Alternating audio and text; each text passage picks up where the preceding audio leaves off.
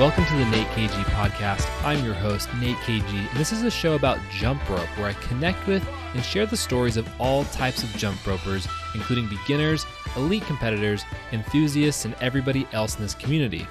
Today I talk with Carla Regina Franzini at Carla Comcorda on Instagram. Carla has been jumping for many years, exploring a lot of the benefits jump rope has to offer. In this episode, we talk about the beginning of her jump rope journey, what it felt like to complete her first cross, the similarities between engineering and jump rope, Carla's goals with jump rope, lessons learned from jumping, and a lot more. All of the show notes for this episode can be found over at natekg.com. And now, please enjoy my conversation with Carla Regina Franzini. Carla, welcome to the show. Oh, thank you, Nate, for having me. It's such a big honor for me to be in this podcast. Yeah, we're gonna have a lot of fun. We've chatted a bit over DM, and I really like what you're doing with jump rope in Brazil. I like how you're putting out so much information and getting a lot of people jumping. So I think a good place to begin would be to kind of describe where you are in the world, and then like where you're originally from. So I currently living in São José dos Campos. It's a city about 50 minutes driving from São Paulo, which is the biggest city in our country. And just to give you a figure, Brazil has about 200 million people living in. And That's a lot. São Paulo has about, yeah, we are huge. And São Paulo has about 12 million people. So it's a pretty big city as well. And but I grew up in Curitiba, which is southern in Brazil. And Curitiba is known for being one of the coldest cities in Brazil, because here, the more south you go, the coldest it gets, you know? So it's not really cold compared to US and Europe. But compared to other cities in Brazil, it's pretty cold, and it gets about 54 degrees Fahrenheit average in the winter. So it's not that bad, you know. So I'm wondering then, how did you begin to jump rope? So the first time I've jumped rope, actually I was a kid, you know.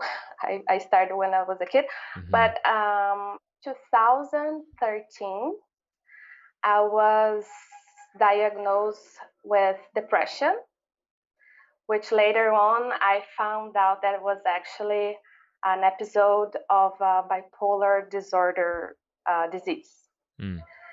So my psychiatrist, he recommended me to engage in a regular physical activity in order to better control the symptoms of this disorder. So back then in 2013, I was not active. You know, when I was a kid, I was pretty active. But as I went to college and high school, I stopped with sports and physical activities. So in 2013, I was sedentary. I was not doing physical activities at all. And my doctor, he recommended me to do it. So, but the thing was that I was really depressed. So all I wanted to do was to be in bed, crying, sleeping the whole day. You know, those were pretty bad days. So just the idea of maybe going to a gym or going for a run and meeting other people was like such a nightmare for me. Yeah, you know? It's too much. Too much, exactly. I would not handle like people interacting with people. So I had to come up with something that I could do alone at my home with nobody there to judge me. And I think I Googled it, and then I got to jump rope. I don't really remember how I got the jump rope idea. I guess was from Google. And the funny thing here is that I had a jump rope in my stuff. And I lived with my husband, and back then I was also living with him, but he never jumped rope, and nobody in my family nobody jumps. I never met anyone that jumped rope, so I don't know where the heck that jump rope came from. But you just had a jump rope where you live. Yes. Yeah, it's funny. Yeah, probably was like it belonged from somebody else that used to live there before because was a rented apartment. So that's my guess. But I also like to think about the idea there was an angel that put there for me. But yeah, so that's how I started. It was like a garbage jump rope. It was a cotton jump rope, pretty bad. And needless to say that my first attempt was a huge disaster. It was like not good at all. Mm-hmm. But something I noticed was that just by trying it, just by, engaging and trying to jump rope, my heart rate went up really fast and Yep. got me all sweaty in just in a few minutes. And I thought, oh my gosh, this can work, you know. Because even though I was pretty bad and living dark days, I had something inside of me that wanted to get better. Because these days were not easy at all. I was planning suicide every day, and the reason I didn't it is because I'm pretty spiritual and I love my family so much. So I had this big will inside of me, like, no, you're gonna get better. Just try it. You wanted to So find yes, something. exactly. So that's how I made a commitment to try jumping rope at least 10 minutes per day for every day I could. And then 3 months, about 3 or 4 months later, I was doing crisscrosses, I was dancing with the jump rope, I was doing high knees, I was doing everything, and I was feeling much, much, much more better. That's It great. was like Yeah. it was like a life changer for me. That's why I love jumping rope so much, because it actually saved my life. And then after this, after I started feeling better, I signed up in the gym, and then I fell in love with fitness. I started being a fitness enthusiast, so I started running and started doing a lot of stuff. But then I stopped. I left the jump rope for a while because now I could interact with people. So So the jump rope, doing that originally, that gave you the confidence to go to the gym and to go be around other people? exactly. Because What I started feeling better. what was it that changed you? Just because now you were moving around, you just felt like you earned a place in a gym, in a fitness space? Not really, because exercising was what got me out of depression. So I was not feeling depressed anymore. So since I was not feeling depressed anymore, I was able to connect with people, to feel confidence, to go to a gym, to feel confidence to be judged at a gym, even though I was not like athletic at all. I was like, I was weighing more back then, about 12 kilos more than I weigh today. So I was not an athletic and fitness person at all, but I had the confidence to go and try it. But when I was depressed, I didn't have it. And jumping rope was what, made me feel better, made me out of depression, and to start my fitness life. Okay, so then you decided to pick up running, is that right? Exactly. Then I got really into running because I had to engage in a regular physical activity because of my bipolar disorder.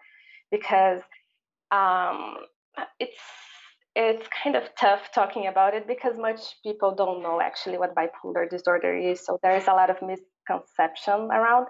But it's a disease that is chronic, but it's pretty treatable. The symptoms are pretty treatable. You just have to learn how to treat them.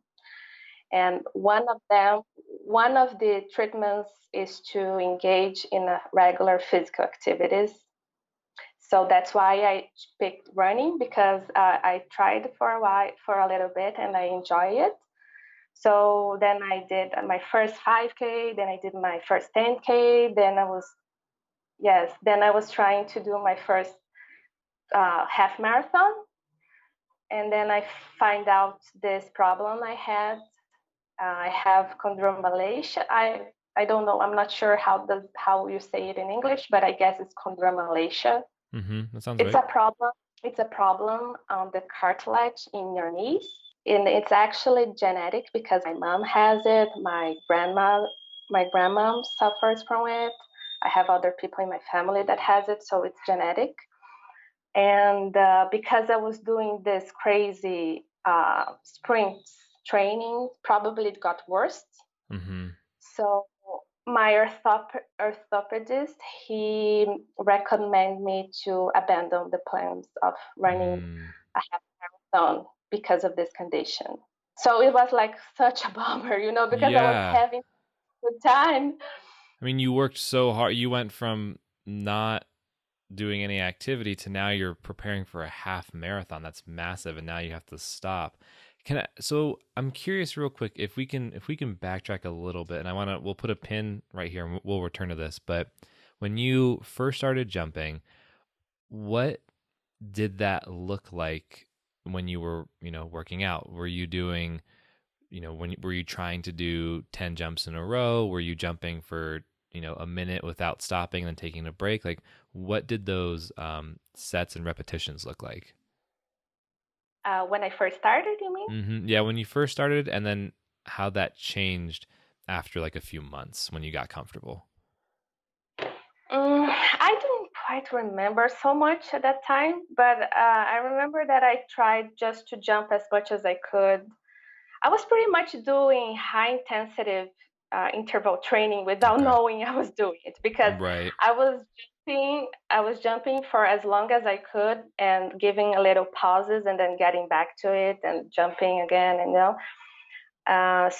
but I was pretty limited when it comes to skills. So I was just trying basic steps, high knees, and arm crossovers. Just what I knew what to do.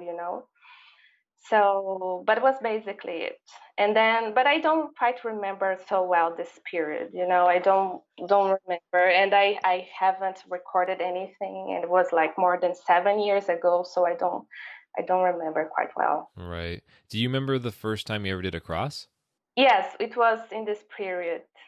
How, I managed to do a crossover in this period just by doing it. Yeah, I just started trying to figure it out. Do you remember what that felt like? Because a lot of people, when they first do a cross, they get really pumped. Were you excited? Yes, yes, yes, and I guess that's why kept me motivated because I was like, holy shit, I can do this, And then I felt like I can do more, and then I think that's that's one thing that kept me going with the jump rope because when you see that you are able to do a skill that most people can't, you say, Mm-hmm. oh, this is nice. Mm-hmm. So I guess this is something that kept me motivated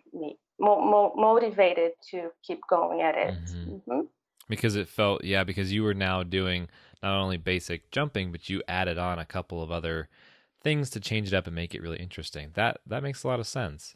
Because one thing here that I would like to add is because all the jump rope information I had was from the Rocky Balboa movies, Rocky movies. That's awesome. Oh my So, gosh. so I was pretty much trying to do whatever he was doing. And because we don't have in Brazil a jump rope federation. Actually, Mhm. we have, but it's not really significant because uh, they don't do a lot of stuff. So I didn't know anything about jump rope back then, anything at all. All I knew about jump rope was Rocky Balboa. So I was just pretty much trying to do whatever Rocky that was doing in his movie, and that's how I got into arm crossovers. That's so awesome. Did you play the theme song, the Rocky theme song while you were jumping? Yes, of course. I had the MP3 song on my iPod. Yes, I did. Oh my gosh, that's awesome. And let me tell you, it helps because you get into the same rhythm of the music. It really helps. It's funny, like as funny as it is, it's interesting to hear that, yeah, that actually is super super motivating. That's funny. Mm-hmm. So I'm curious about the same thing when you started running. When you started running, do you remember what the training looked like? So I was part of this group of runners in my gym. So we had like a different kind of trainings each week. So we have some education training. So when we were doing some movements to improve how to run correctly, and we had sprint trainings. So I pretty was following pretty much the training of this group that I was part of. Okay. That makes sense. And then that was what got you up to being able to run those long distances. That's really cool. Yeah. Okay, so you go through this training, you get through all this running, and then you're at the point now where you can no longer run because the cartilage in your knees is just not having it. What happens then? I do have, but it's worn out a little bit. Okay. So I can run, and I still run because I still enjoy it, but I have to limit it to 10K. I cannot run more than 10K Okay. Yep. because then I start feeling it pretty bad. So I still run, but I have to limit the amount of running. And another thing that I have to do like constantly, I have to do resistance training to keep my muscle in my legs pretty strong so they can support my knees pretty good, and then I don't wear my cartilage more and more again. Yeah, that makes So sense. Keeping all the muscles mhm, surrounding it nice and strong.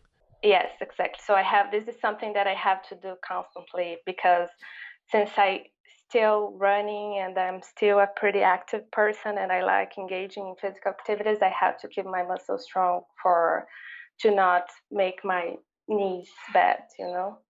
That totally makes sense. So then you so do you did you still, after your doctor spoke to you about this, did you still continue to run and jump rope, or did you switch back to jump rope only? How did that work? Yes, I kind of shifted to jump rope. I continued running, but I was mostly doing 5K like maybe twice per month. And I was used to Okay. do 5K. I was used to do 5K at least 3 times per week. Oh my gosh, that is So I so much running. yes, I was really into it. I'm telling you. But then I had so I then I started just running just a couple of times per month, and then I started really engaging in jumping rope. Okay. And then was that the same style that you were doing before, or did it change? No, it changed a lot because then it happened in 2018 that this bad news that my orthopedist gave me. Mhm. It happens 2018, so about 2 years ago. And then I said, okay, so let's go back to the jump rope thing. And then I started searching it about jumping rope on the Mhm. internet, and that's when I find out about the jump rope fitness community in Facebook, and that's where I got so much more information about jumping rope that I had no idea before. For example, I had no idea that you could do a double under before, and I was amazed. I was, what Mm. the? You can do double under? I was like, oh, this is nice, you know.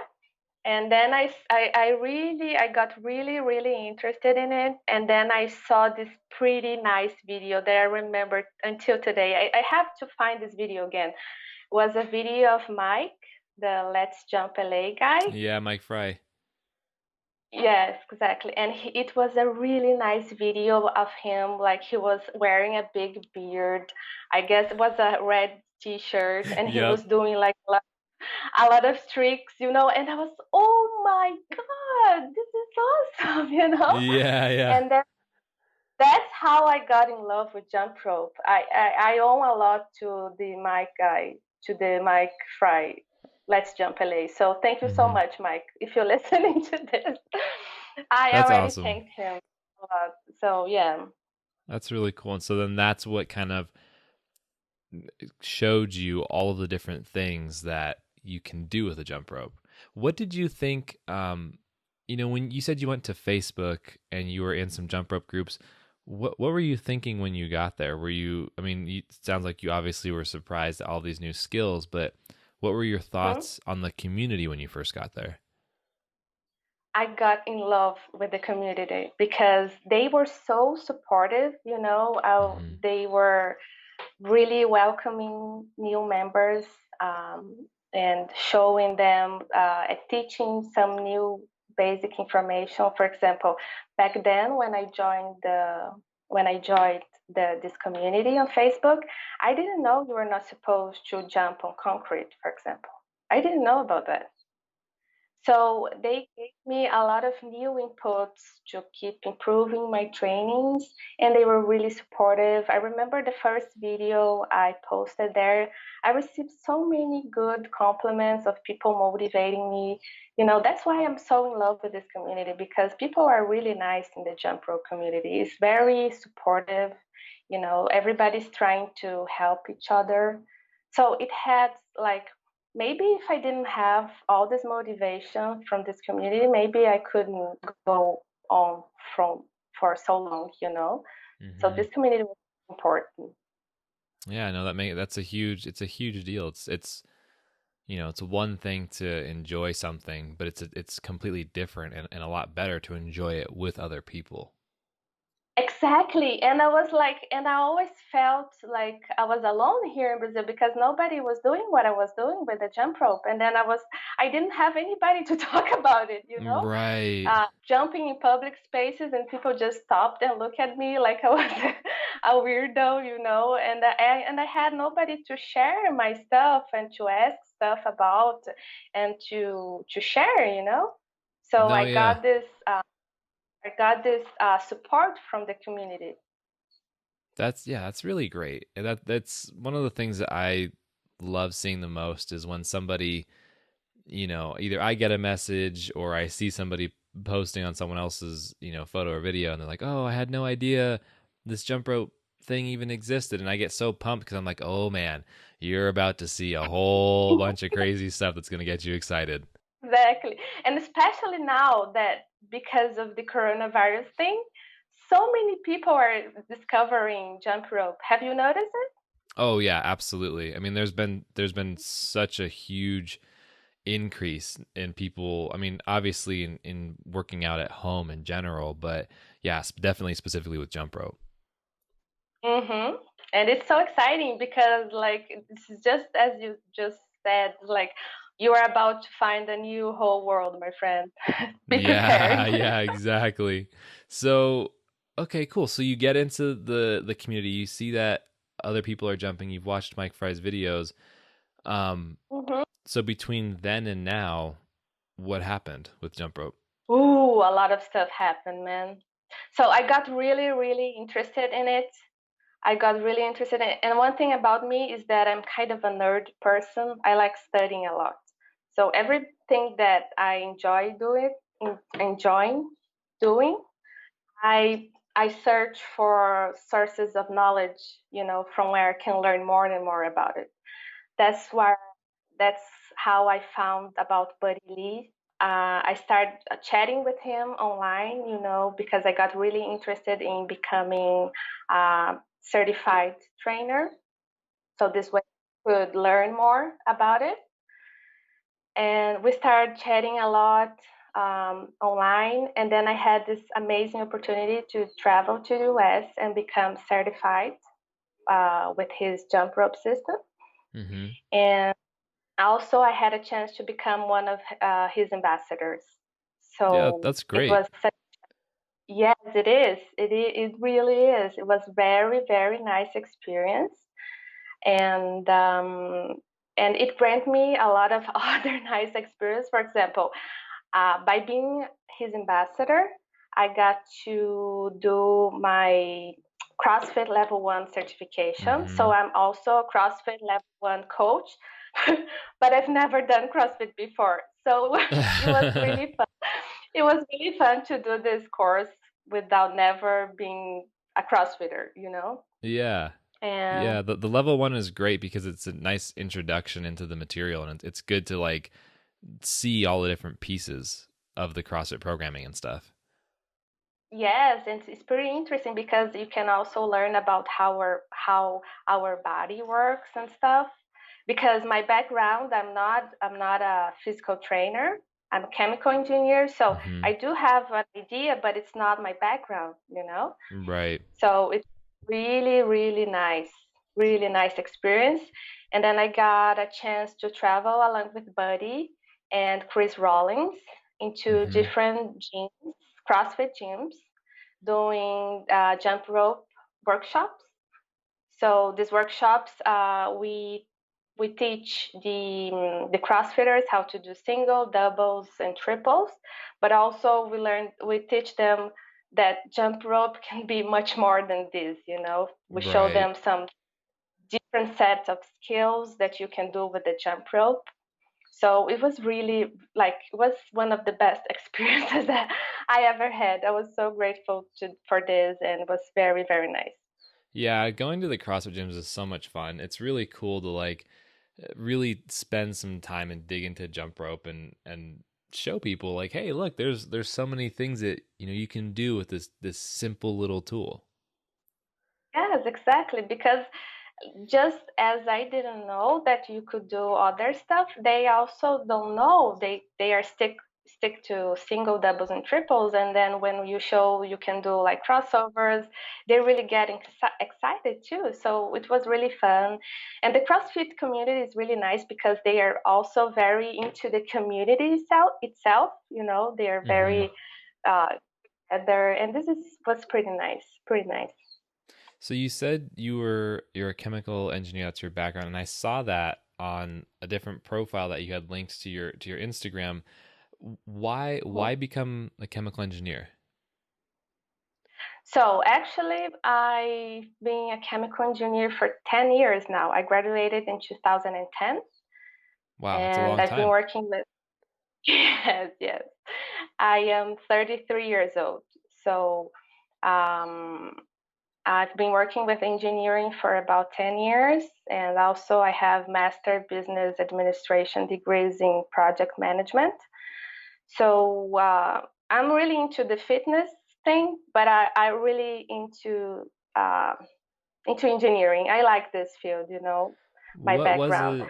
Yeah, what was it that originally sparked your interest in chemical engineering? Because that is, that's a very difficult subject, and it sounds like you said, you like to study a lot. So was it just the sheer amount of things you could learn is what drew you to it, or is there more? Yeah, because I am as I told you, I'm kind of a nerdy person. So I always been to science and chemistry. I loved chemistry. So that's what got me to chemical engineer to learn um, to learn how chemical works. Actually, when I started chemical engineering, I had a different idea of what really is, because actually I was thinking about chemistry and not about chemical engineer, because it's two different things. But I'm pretty glad that I actually got into engineering, because it gave me wider options to in my professional life.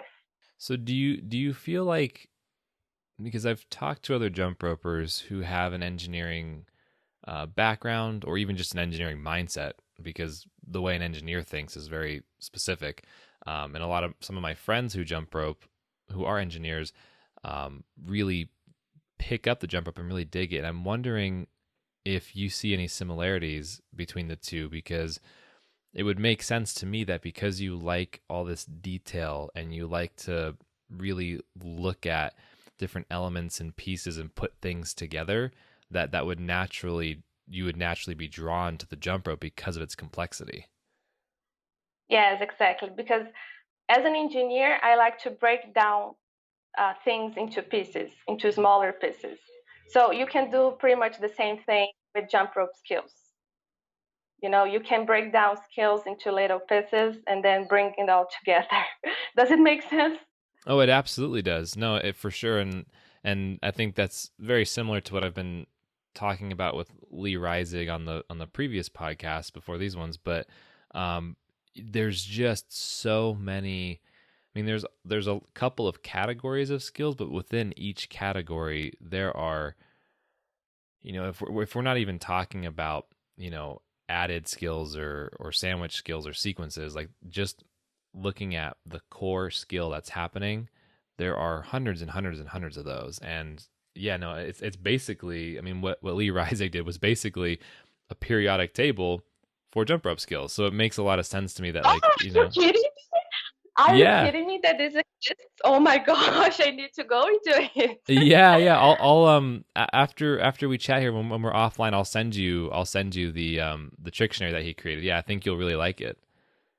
Of course, I love periodic tables. I love it. Yeah. Well, nice. Yeah, so I'm curious now. So now, I mean, you have spent a lot of years jumping and really learning about jump rope and the things that are possible, and clearly you're still super excited to continue learning more and more. What what is it, what is your goal with jump rope now and moving forward? So I my personal goal is to keep improving my baseline or the number of jumps I can do per minute, Mm-hmm. keep improving, growing this number. But right now I have like a bigger goal. I wanted to make jump rope more popular in Brazil. Mm-hmm. So that's why when I first created my Instagram account, I was Jump Rope Lady.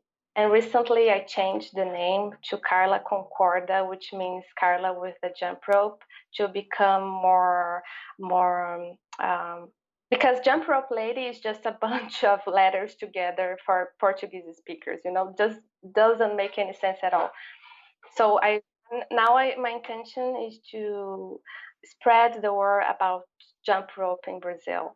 So that's why I created a YouTube channel to teach a little basic skills, because my skills are pretty limited, but I can teach something.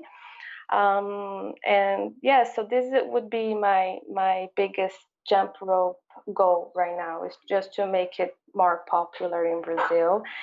And they say to dream big, and I have this big daring dream of maybe someday being able to help build jump rope gym in Brazil, in a needy community, so impoverished kids can get to know jump ropes, and live a better life because of it. So yeah, so that's where my goals related to jump rope are now. Those are very large goals. That's really awesome. I like that. I personally am a huge fan of large goals. I really like big thinking. So that is super exciting. Yeah, thanks. I like too, because I'm a really big believer, and if you believe in something and you make baby steps every day, you might actually get it. So that's Mhm. that's that's where I am right now. You're taking those steps now. You said you're posting on YouTube and Instagram and putting out information. Yeah, exactly. I'm posting some education information about jump rope, so people can have some pretty good basis to start from. Because, as I said, there is uh, I've found something about this jump rope federation, but I've never seen anything that they've done. So the information about jump rope is not available for Brazilians, Mhm. because thing is that Brazil, we are 200 million people, but less than 3% of these people speaks English. So all of the information we have available about jump rope is in English, but Brazilians don't speak English. So I see that I can somehow help changing the scenario um, by publishing information about it, about the sport of jump rope. Yeah, I mean, that's really great. That's the number one thing that jump rope lacks right now is resources and information, for sure. And the fact that you're putting that out is going to it's gonna change a lot. And I think that you're well on your way. Yeah, yeah, and that's why it was so important to me to meet Buddy Lee's because he has this pretty good foundational system. And that's pretty much what I'm trying to, how I'm pretty much education. Let's say that's pretty much how I am educating. I'm sorry, how do we Hmm. say this? Yeah, educating Educating. people with his program. Yes, yes, exactly. Hmm. Yeah, that makes sense.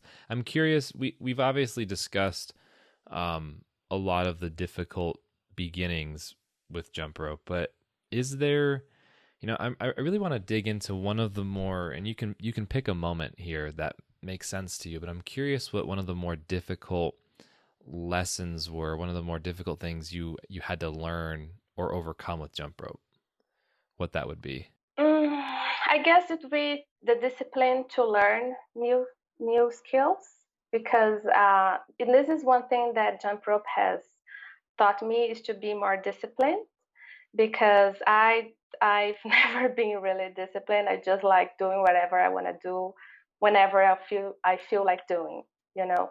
So I have a pretty hard time on learning new tricks. So that's why I think I'm quite limited when it comes to skills and tricks because I don't work hard on it. I just don't I just don't spend the amount of time doing it as I should. So for example, I can't do the mic release that even though it's a beginner skill, I still can't do it. So I have a hard time learning new tricks and with this mic thing, I actually it's a good moment to be learning this because I'm also recording my mic releases training to show people that a skill can get a long time to get. You know, it's not like you're gonna try the first time and then you get it. It's not how it works with jump rope. You gotta keep trying and keep committed to learn a skill in order to get it. And because the first time I tried mic release, it was such a bummer. It was like, Yeah. holy moly, I can do it. This seems impossible, you know. But I know how it works. I know with jump rope, you just gotta, be persistent. You have to be a system to train it. So yes, so that's about it. Yeah, I would imagine you can get your mic release pretty soon. We should definitely talk more about that offline because you definitely have a solid enough foundation to hit a mic right now. So we should definitely chat a little bit later about that because you're ready to hit that for sure. But Oh, thank you. yeah, I'm that on that same tangent of being persistent and working towards new skills. Do you remember a time where you were working on a skill that it took you some time, but then it finally clicked? Do you remember a skill like that? I mean, I'm assuming the mic is going to be the next one. Um, Yes, I hope so. But this click thing I had when I was trying to learn the EB swing, the hmm. one, of course, but I was trying to learn it by watching Mimi use videos. Yeah. She does it so awesomely. So awesomely, is that a word? Yeah. I mean, I would say that now that you've said it, it counts as a word. But yeah, she does it. She does it super well. Mimi's extremely smooth with her EB swings. Yes, she's incredible. So I was trying to learn it by watching her videos and then trying to do the same, but I just could not understand. And then I was trying for a few times, and then all of a sudden, bang, it happened, just happened. And then I could do both sides. Just happened all of a sudden. And I still don't know how I got it because I didn't use the system to learn as I am used to you to learn. I just got it all of a sudden. Yeah, there's kind of two funny points there, and one is that like you're saying there was no system. I really hope that in the future I plan on doing this, but I hope I'll be able to provide a system for people to learn because there are so many complex skills, but really once you kind of have spent honest like years and years breaking them down, you start to understand like the patterns and stuff. So hopefully that'll be available at some point in the future. But the other thing too about all of a sudden it just clicked and you don't even know what it was that made it work. I really do believe that with jump rope skills, sometimes you just need to do them again and again and again. And it's almost like you just have to do it the wrong way X amount of times until you've gotten through it. And then after you really start to feel it out and you've tried different options, and once you figured out how it doesn't work 20 different ways, then that will lead you to the point where, oh, this is how it does work. Mm-hmm. It's just like trying and not getting it and trying again. Yeah, it makes total sense. Mm-hmm. Yeah.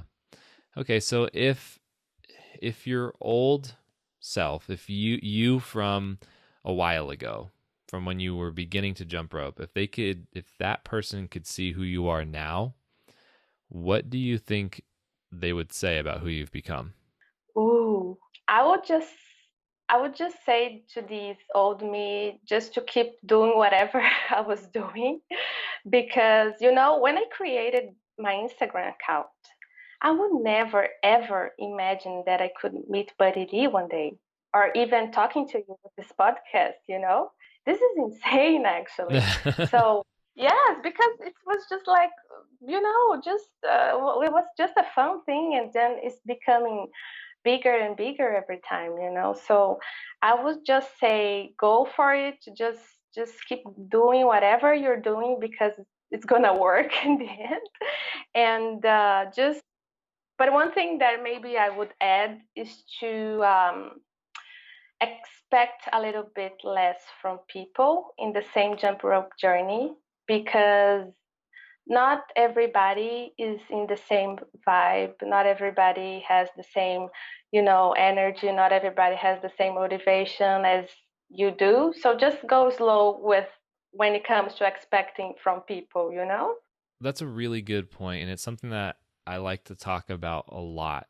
And I am making a point to discuss more and more as time goes on that context is very, very important. And it's, I think, the one thing, not the one thing, but probably one of the more impactful things that will bridge this gap of knowledge between all jump rope styles. And it's what you just said, that not everybody has the same goal.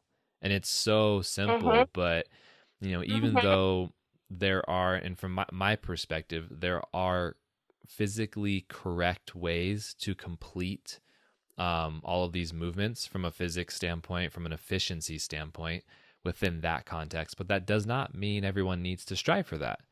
And people do not Mhm. need to try to be efficient. And I've gotten so much feedback of people who have learned a couple of different skills and they haven't refined them necessarily, and they tell me, yeah, that's because I don't want to. I actually have a lot of fun, Mhm. even though, and they know, yeah, I'm aware that this is not the cleanest version of this skill, but I don't want it to be clean because I like the way it feels right now, and this is what I like to do with my fitness.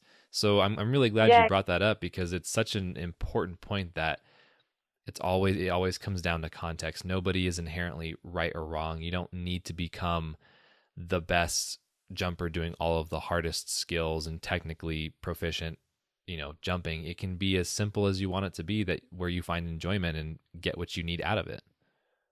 exactly, exactly. Yeah, because even though for example, I've learned the best way to do it, like the biomechanical, logical style of jumping, but that doesn't mean that everybody has to do like that. But I mean, here I have a point to make because, for example, I had a really hard time.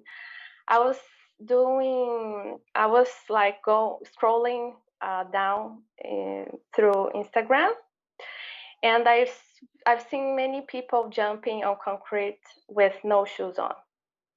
And then I made a comment like, "Oh, you're gonna hurt yourself. You can jump that high in concrete without wearing running shoes." And the person was like, "Who the fuck are you to tell me what to do?"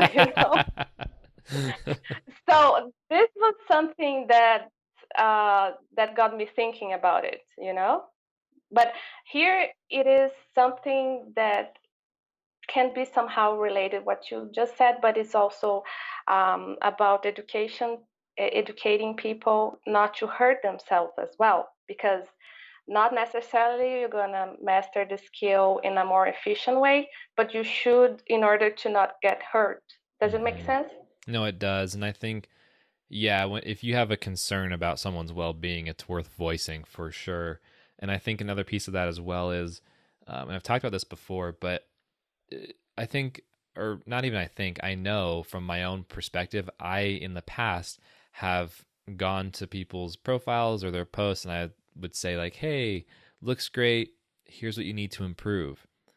Turns out a lot of people really don't want you to show up and tell them what to improve. And a much better way of going about that is actually asking. I found that if I show up and I say hi, like, or hey, you're doing really well. I like XYZ things about what you're doing. Could I offer one tip or one piece of advice? And I find that is a much better way of just discussing Mm-hmm. anything with people in the community, Mm-hmm. That's definitely, yeah. And yes, so I didn't know about that, so I was really, I received some not nice feedbacks from these comments, but yes, as You you said, learned because quickly. you know what, yeah, because you know what? Not everybody thinks the same way as we do. Because I would love somebody to come to my profile and say, "Hey, you should do this, this, and this in order to be better." But not everybody likes to being corrected. Not everybody is in the same, has the same thinking as you do. So that's, yes. So this is something to learn. Thanks for your advice. Maybe this is the new approach I'm going to be doing when I see something not that can potentially hurt somebody. Yeah, no, for sure. And I think another piece of that comes down to, even though that person is posting on Instagram, mentally, they could also be in a place similar to where you were when you first were jumping, where they're Mhm. working very hard just to not just, but they're working very hard to put out a video of themselves. And that in and of itself is a very large step for them. And in that, Mhm. and we just don't know, because a lot of times we just don't know a person's history until they share it with us. And Mhm. I think that's why I've always gone with the approach of, like, only ever offer up positivity and then ask for, to be given the permission to, provide advice. Just because, to us, because we've been jumping for so long, it's very natural to assume, like, oh, this person is in the community with us and they're like us, and then they are, but Mhm. they also might Exactly. have a little extra, yeah, different way of looking at their posts and stuff. So, but yeah, that's a really good point. This has been really good. We're rolling up on an hour talking now. And I would like to kind of ask you the main question of this podcast, and we've obviously touched on elements of it, but I'm curious what jump rope is to you. Yeah, it's kind of hard to come up with an answer because jump rope means so much to me. But I would say that is a big passion that keeps me sane, keeps me healthy, and keeps me having fun, and that allows me to meet awesome people from around the globe as yourself. So this is a really, really important thing to me, and that's why I'm so excited about it. So yes, I many people don't understand. I guess that, like, for example, people from my work or people from where I live here, they don't even imagine how much importance jump rope has in my life. They just might think, oh, this girl, this here comes the jump rope girl, with her jump rope. But they probably they think that I just want to show off or something, but they have no idea what it really means to me. Yeah, and I think that the other part of that is, I mean, how could they? There's not a lot of resources out there for them to, Mhm. not only be aware of the skills, but uh, also what it's like to invite this new form of fitness into your life and to dive into it. you know? Mm-hmm. Yeah, yeah. And so this is what it is good about crisis, because this having all the gyms closed and not having parks to run into, this is bringing attention to jump rope. So now we, as the jump rope community, I think we have this responsibility of sharing information with these newcomers, you know, because as you said, information is not out there really easy for everybody to understand what jump rope really is. So I guess it's one of our responsibilities to show them what it really is and what it can be, you know? Yeah, and to give context about all the options and kind of let people choose which path they want to go down. That's kind of always been Mm-hmm. my focus is, here's the efficient way to complete these skills. The reason why I teach that way is because if we start with an efficient base, you can then choose any other style you want versus picking one style and then not knowing or not having the knowledge or the resources to figure out how to transition to something new that you're looking at. And again, not that everyone needs to be efficient, but when you start there, you then have more freedom and flexibility to choose how to integrate the jump rope tool into your life. Yes, exactly. Mm-hmm. All right. Well, this has been really, really awesome. I definitely want to be respectful of your time and let you get back to your day. Is there anything, as we're closing out here, is there anything else that you want to discuss or say? No, I think we've been pretty much everything I was supposed to say. I just want to thank you so much again for having me on this podcast. As I already told you through DM, I'm a really big fan of everything you do. You put so much passion and love in everything you do, like your YouTube channel, your tutorials and Instagram, your newsletter. So thank you so much for being such a good and significant member of our community. And thanks for having me. That's been a very nice experience for me. It's the first time ever that I am in a podcast, and especially in English, because I'm not an English native English speaker. So this was a very nice experience for me. So thank you so much. Yeah, I'm really glad you enjoyed it, and I do really appreciate all of that. I swear to everyone listening, I did not, pay her or bribe her to say nice things about me.